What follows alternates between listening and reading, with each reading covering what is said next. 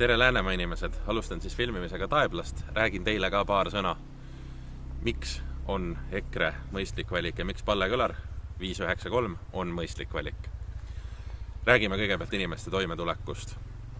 Nagu ma olen ka varem öelnud, siis lihtne Eesti inimene ei ole süüdi selles, kuidas tema praegu peab elama. Kõrge elektri hind, kõrge kütuse hind on viinud selleni, et kõik on kallis. Poes on kallis, elu on kallis ja palgad ei ole tõusnud samas tempos. Olukord on kohati väga kriitiline. On peresid, kes peavad ikkagi kuu lõpus tõmbama kokku oma laste menüü arvelt, laste huviringide arvelt ja nii edasi. Ja see ei ole kindlasti okei. Kas riik saab midagi selleks teha, et see olukord paraneks? Ja kindlasti saab, aga selleks peab tahtma. Elektri hinda korrigeerides on koheselt tekkimas ettevõtjatele ruum tõsta oma töötajate töötasusid, mis omakorda jõuab kaarega sotsiaalmaksude ja tulumaksuna riigi ja kohaliku omavalitsuse kassasse.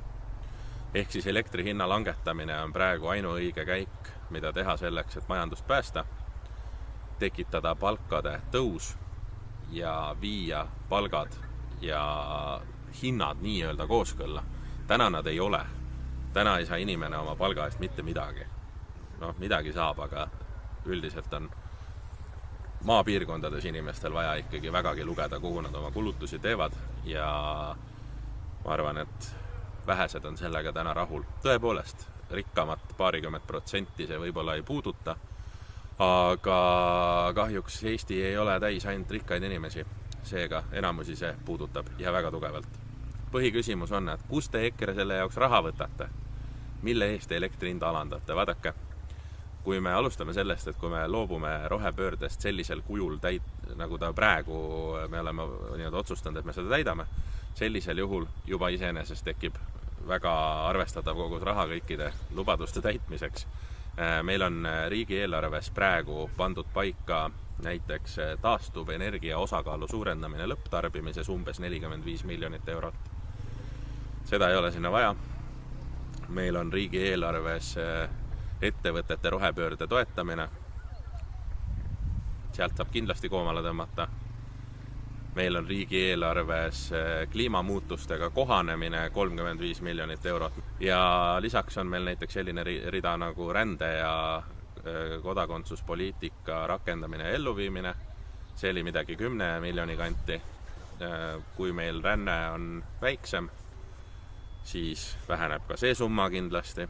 Et need olid kiired näited sellest, et kuidas isegi olemasolevast riigieelarvest on võimalik leida raha meie lubaduste katmiseks. Ja põhiline on ikkagi see, et elektri hinna langetamise põhiline katteallikas ongi see sama tegevus ise. Sest et elektri hinda langetades saame me tekitada olukorra, kus me soodustame kiireid palgakasvusid, mis omakorda parandavad oluliselt inimeste toimetulekut ning samaaegselt täidavad ka riigieelarvet tegelikult, sest sotsiaalmaksu laekumine suureneb ja tulumaksu laekumine suureneb ning üksikisiku tulumaks on teatavasti kohaliku omavalitsuse põhiline tuluallikas. Seega kõik see plaan on läbi mõeldud, see plaan on tervik ja see plaan on teostatav ja meie läheme seda teostama. Liigume edasi Paliverre ja seal räägime järgmise punkti. Jätkame juttu Paliverest ja teemaks COVID-i laine ja kriisiolukord Eestis ja selle kriisi juhtimine. Mina isiklikult ei jäänud sellega üldse mitte rahule. Rahvast lollitati, segased signaalid, muutuvad reeglid, arusaamatud reeglid. Lisaks lõppes see sellega, et Eesti riik tellis liiga palju vaktsiine, et keegi valesti ei mõistaks, vaktsiin võib olla saadaval, aga selle kasutamise otsustab iga inimene ise. Ta ei vaja otsustamisel peaministri abi. Seega see olukord läks täitsa kreeni. Eestist kuskil 55% oli väga agar vaktsineerima, üle 45% mitte ja neid ei saanud üldiselt jõuga ka väga suures osas vaktsineerima ja see olukord muutus lausa minu arust. Ja see olukord muutus väga kosmiliseks. mis võtetega üritati küll, ma ei tea, loositi iPhone'e välja ja ähvardati, et suvi jääb ära ja mida kõike veel. Seda ei tohi lasta korduda, et igasugused vaktsineerimised ja sellised tervisealased tegevused olgu iga inimese enda otsus, mida tema oma keha ja oma tervisega teeb. Seda saab suunata, soovitada, aga seda ei saa jõuga juhtida. Selle tulemuseks on täna siis kohtus võitnud inimesed, kes vallandati näiteks kaitseväest, kiirabist. See kõik oli reeglite vastane. Sellel hetkel loomulikult öeldi, et kõik on reeglite pärane. Aga seda see ei olnud. Ja inimesel jäägu ikkagi valikuvabadus. Ja naljakas selle juures on see, et EKRE-le riputatakse kogu aeg silti külge, et me oleme need ühiskonna lõhestajad justkui, aga sellel hetkel oli see ühiskonna lõhestamine kohe kindlasti toimus mujal. Et EKRE seda ei ole teinud, ei plaani teha ja võitleb selle vastu. Ja lõpetuseks räägin natukene tehnikaspordist ja autodest kiirelt. Et autosid puudutav seadusandlus, kasutatud autode müüki puudutav seadusandlus vajab juba ammu värskendust. Mina tegelen ka valdkonnas aktiivselt. Autoringlus.ee on minu autopoe aadress, minge vaadake kõik. Ja autode seadusandluses, kasutatud autode seadusandluses oli veel üle-eelmise aastani olukord, kus Eestis võis täiesti süüdimatult odomeetreid kerida. Täna on see endiselt samamoodi, lihtsalt täna on reegel juures, et teatud riikidega on meil koostöö ja me saame teada, kui see on keritud ja siis ei saa autot arvele, aga kõikide riikidega meil ei ole.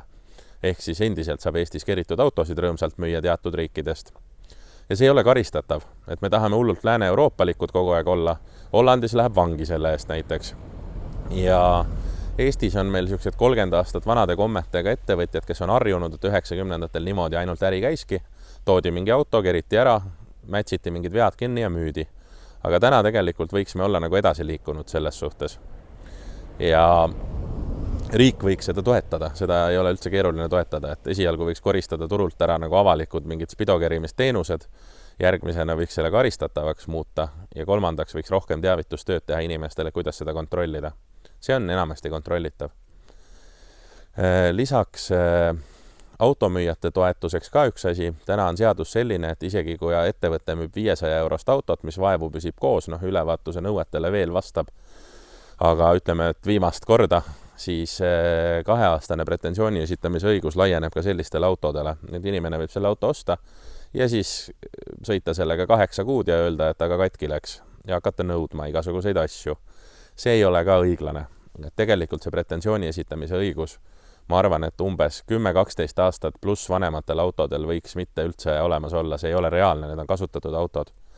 Ja võib ka selle määratleda ära hinnapiiriga, et ta ala mingi 5000 eurot näiteks või 4000, 3000, mis iganes. Et sellest allapoole jääval tehingul see pretensiooni esitamise õigus ikkagi ei laiene, sest täna see on ka põhjus, miks automüüjad väldivad selliste autode müüki ja see on tekitanud Eestis konkureeriva turu, kus tegutsevad tegelikult eraisikud. Nad tegutsevad justkui nagu firma, aga nad tegutsevad eraisikuna, et vältida vastutust. Ja samuti on seal selle tõttu ka üsna suur hulk maksuraha läheb tegelikult riigi jaoks kaotsi. Et ühesõnaga kõik oleks rõõmsamad, kui see valdkond oleks korras. Ja kõige lõppu ütlen ma veel ühe kommentaari motospordi osas, kuna ma olen ise aktiivne rahvarallisõitja hetkel ja olen sõitnud motokrossi ja Eesti meistrivõistluste tasemel ka mootorkelku, siis meil on selline mure, et meil on tegelikult Eestis meeletu potentsiaal.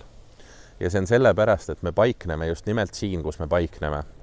Meil on olemas palju radasid, motokrossi radasid. Meil on igal noorel autosportlasel on kuskil sõbra põllu peal mingi treeningrada. Seda luksust Euroopas ei ole. Meil on see luksus.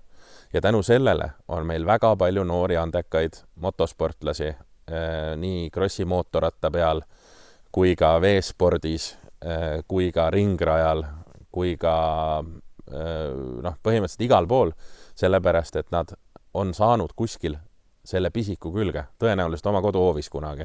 See pisik tihti tuleb mingi teise sõidukiga, aga see sõiduk võib hiljem muutuda. Sama asi ralliga.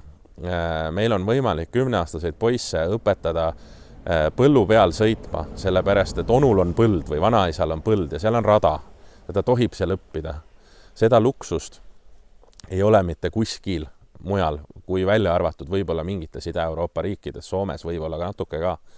Belgias, Hollandis, Saksamaal, Prantsusmaal, Hispaanias neid kohti on väga palju vähem. Ja see on ka põhjus, miks meilt tuleb nii palju andekaid sõitjaid. Need andekad sõitjad tihtipeale jäävad lihtsalt mõtlema, et mis oleks võinud saada. Nad ei jõua, paljud neist ei jõua Euroopa või maailma tasemel sõitjateks, sellepärast et riik seda tegevust üldiselt eriti ei toeta.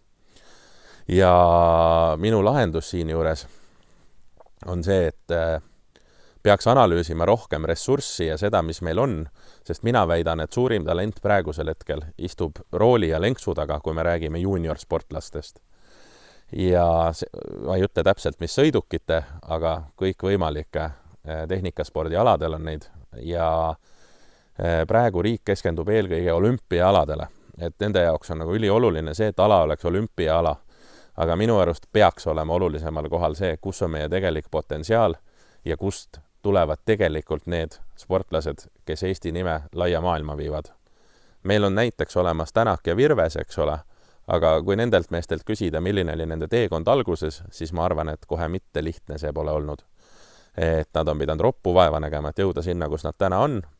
Kui tagantjärgi seda saaks muuta, kindlasti nad seda mõlemad teeksid. Ühesõnaga, olümpiaalad ei ole ainsad spordialad Eesti riigis. Motosport ja tehnikasport peaks olema väga kandval kohal ja peaks olema ka riigi jaoks väga olulisel kohal, sest et seal on peidus võib-olla praegusel hetkel suurim talent. Ja ma ei alaväärtusta teisi spordialasid, meil on tublisid sportlased igal pool. Aga praegu lihtsalt tehnikasport on jäänud natukene märkamata ja see mure on juba kestnud tegelikult väga pikalt. Ühesõnaga, tõmbame sellele videole joone alla.